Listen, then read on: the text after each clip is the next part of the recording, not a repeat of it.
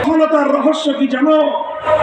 একটা জিনিস, এই ফ্যাসিবাদের ষড়যন্ত্রকে ব্যর্থ করেছে তোমরা একটা জিনিসের মাধ্যমে, সেটা হলো ওরা ষড়যন্ত্র করে বিভক্ত করে রেখেছিল, তোমরা সেই বিভেদের দেয়াল ভেঙে গুড়িয়ে দিয়েছো। স্কুল থেকে ছেলে, কলেজ থেকে ছাত্র, ইউনিভার্সিটি থেকে স্টুডেন্ট, আমার মাদ্রাসা থেকে তালিবুল ইলম, আলিয়া কওমি স্কুল কলেজ ইউনিভার্সিটি একাকার হয়ে টেকনাফ থেকে তেতুলিয়া প্রতিরোধ সংগ্রাম গড়ে তুলেছো। এই ছাত্র জনতার প্রতিরোধের সামনে ফ্যাসিবাদী ভিনদেশী দালাল চক্র পরাস্ত হয়েছে। মাদ্রাসার ছাত্রদেরকে বলবো আলহামদুলিল্লাহ, এখনকার ইউনিভার্সিটি গুলো, পাবলিক প্রাইভেট ইউনিভার্সিটি কলেজগুলোতে প্রচুর পরিমাণ ছাত্র নিজস্ব ভাবেই স্বেচ্ছায় তারা তৈরি হয়েছে। তারা জীবন দিতে চায় তাওহীদের জন্য, তারা লড়তে চায় কোরআনের জন্য।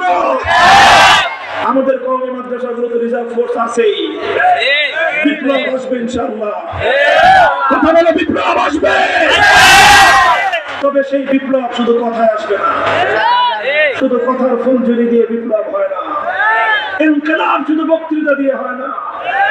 এজন্য মাথার ঘাম পায়ে ফেলে মেহনত করতে হবে, মানুষের দুয়ারে দুয়ারে যে মানুষকে প্রস্তুত করতে হবে ইসলামের জন্য।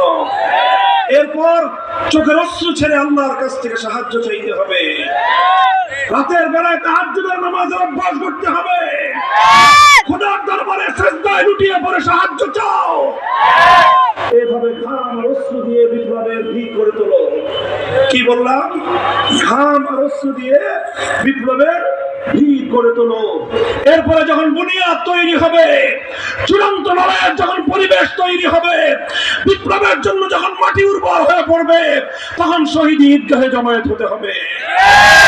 2000 নয়, যদি প্রয়োজন হয় 2 লক্ষ দামাল সন্তান আল্লাহর কোরআনের জন্য, ইসলামের জন্য বুকে রক্ত দিতে হবে। শহীদ ঈদগাহে কারা কারা জমায়েত